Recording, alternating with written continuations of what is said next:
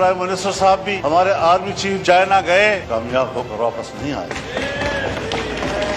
ہم پہلے بھی آپ کے وفادار تھے، ہم آج بھی آپ کے وفادار۔ کیا دہشت گردی کے خلاف جنگ یہ بین الاقوامی ایجنڈا نہیں ہے؟ اس کے اس پہلو کو ہم کیوں نظر انداز کر رہے ہیں؟ 2010 سے مار کھا رہے ہیں انہی آپریشنوں کے ہاتھ سے۔ دہشت گردی کے خلاف جنگ، دہشت گردی کے خلاف جنگ۔ ملکہ برطانیہ انڈیا آتی ہے اور پارلیمنٹ اس کو کہتا ہے کہ تم 100 سال سے ہمارے اوپر حاکم رہے ہو، تم نے ہماری سرزمین پر قبضہ کیا تھا، پہلے اپولوجائز کرو، معافی مانگو، اس کے بعد آپ ایوان میں آ سکتی ہے۔ اور اسے معافی مانگی، لیکن جب پاکستان آئی اور پاکستان کے پارلیمنٹ میں آنے لگی تو ہمارے اسپیکر صاحب اور چیئرمین سینٹ نے کہا ہم پہلے بھی آپ کے وفادار تھے، ہم آج بھی آپ کے وفادار۔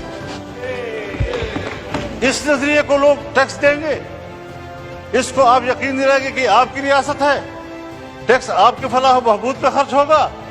جب میرا پیسہ میری فلاح و بہبود پہ خرچ نہیں ہوگا، مجھے کیا پڑی ہے کہ میں اس قسم کے ٹیکس، آپ کے ظالمانہ ٹیکس ادا کرتا رہوں؟ اور اگر ٹیکس ظالمانہ ہے اور آپ مجھے امن بھی نہیں دے پا رہے، اور جب میرا سب کچھ لٹ جاتا ہے، پھر آپ کو جاگ آتی ہے۔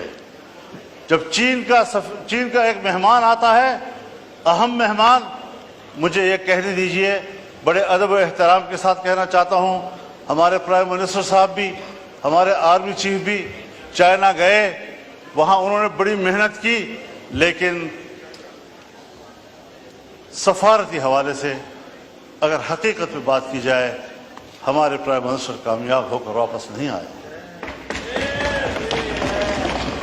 مولانا صاحب کائنڈلی اور ساتھ ساتھ مختصر کر دیجئے، آج بہت لمبا دن ہے۔ ان کا مہمان یہاں آیا، جی ہاں، ہم سب لوگ ان کی خدمت میں حاضر ہوئے، مہمانداری کی، اور ہم نے ان کو اپنی بھرپور حمایت، تائید، دوستی سب حوالے دیے، انہوں نے بھی سب وہی حوالے دیے، لیکن ایک جملے میں اس نے ہمیں جواب دے دیا کہ پاکستان میں اب بھی سیاسی استحکام نہیں ہے، پاکستان کی سیکورٹی اب بھی ٹھیک نہیں۔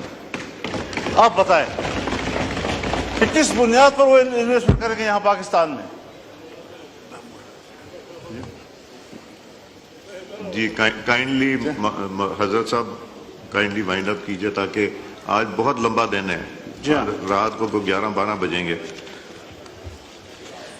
اب یہاں پر آپ نے عزم استحکام کوئی آپریشن کے نام سے کوئی کیا چیز کر دی ہے؟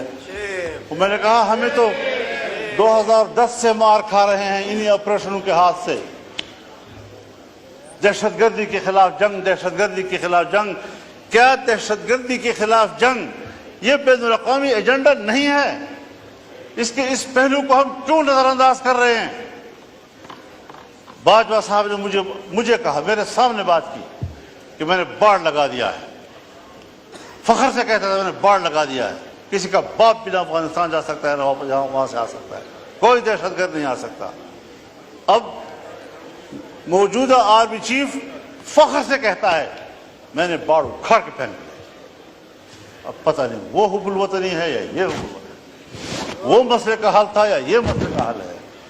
50,000 سے نہیں بلکہ 25-30 ہزار لوگ یہاں سے افغانستان گئے، اور وہاں سے 40-50 ہزار اس وقت آ چکے ہیں، اور ہمارے ہاں، مجھے معاف کیجئے، بہت درد اور دکھ سے کہہ رہا ہوں، ایسا محسوس ہو رہا ہے کہ جیسے اگلے 2-4 مہینوں کے اندر ہمارے ڈیرہ اسماعیل خان، وزیرستان، دوسرا وزیرستان، لکی مروت، کرک، بنو، ان علاقوں میں امارت اسلامیہ قائم ہو جائے، اور پاکستان کی نظر نہیں آ رہی۔ مغرب ہوتی ہی تمام تھانے بند ہو جاتے ہیں، اور ان کو حکم دیا گیا ہے کہ آپ نے گشت میں باہر نہیں جانا۔ یہ ہے آپ کے ریٹ۔ جی ٹھیک ہے، کہاں کھڑے ہیں ہم لوگ؟ تو فکر مندی کی بات ہے حضرت۔ جی یہ آپریشن میں نے پہلے بھی عرض کی ہے، آج بھی کہتا ہوں، یہ عزم استحکام نہیں، یہ چین کو جواب دے رہے ہیں کہ جس عدم استحکام کی بات کی تھی آپ نے، اب ہم وہ استحکام لانا چاہتے ہیں، لیکن ہر چند کے ہے نہیں ہے، یہ استحکام عزم نہیں ہے، یہ عدم استحکام کی طرف ہم جا رہے ہیں۔ ہمیں سوچنا پڑے گا۔ میں کم از کم تضادات کا شکار نہیں ہوں، میں فکری یکسوئی کا علمبردار ہو کر آپ کے سامنے بات کر رہا ہوں کہ اس طریقے سے اگر آپ قوم کو ہانکتے رہیں گے، پاک PWD کو آپ ختم کر رہے ہیں، ہزاروں ملازمین کو آپ بے روزگار کر رہے ہیں، اتنا بڑا محکمہ جو پاکستان سے پہلے کا ہے، ان تمام حقوقوں کی ماں ہے، آپ نے کس سے مشورہ کیا؟ میں تو یہ دعویٰ بھی کرتا ہوں کہ یہ جو عزم استحکام پالیسی آپ نے لا رہے ہیں، اسٹیبلشمنٹ کا بھی آپس میں مشورہ نہیں ہے۔ ان کی بھی کچھ لوگ کچھ کہہ رہے ہیں تو دوسرے لوگ کچھ کہہ رہے ہیں۔ باہر آپ کچھ بیان دے رہے ہیں، پرائم منسٹر ہاؤس کا بیان کچھ آ رہا ہے اس کے بارے میں۔ یہ چیزیں سیدھی کرنی ہوں گی، اس پر مشاورت کرنی ہوگی، یکسوئی پیدا کرنی ہوگی۔ بہت ہم پٹ چکے ہیں۔ ایک زمانہ تھا میرے گھر کے، میرے گاؤں کے قریب سے بھی یہ نہیں گزرے تھے، آج میرے گلی کی دیوار کے ساتھ گزر رہے ہیں اور وہاں کھڑے ہوتے ہیں۔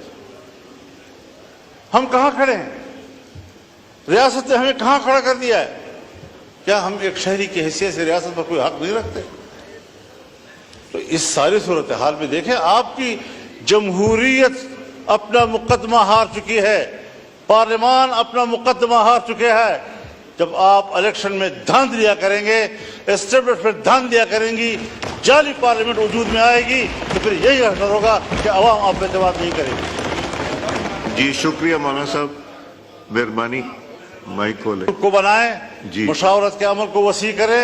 ٹھیک، آپ پر ذمہ داری ہے، آپ کو نہیں لینی چاہیے تھی ذمہ داری۔ میں نے مشورہ آپ کو دیا تھا کہ یہ پنگا مت لو، لیکن آپ نے پوچھا پنگا کسے کہتے ہیں، تو میں نے کہا وہ پھر لے کر ہی پتہ چلتا ہے اس کو۔